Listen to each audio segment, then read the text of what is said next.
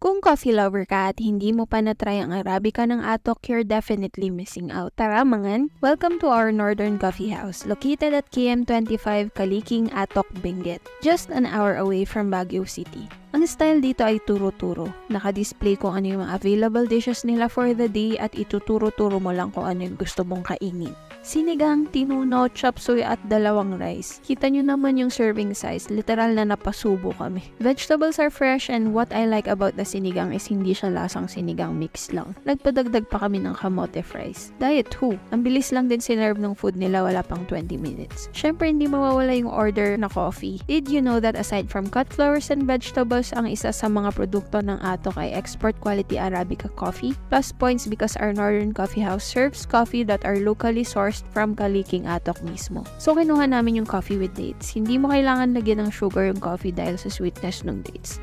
I love it. Yun lang, palike,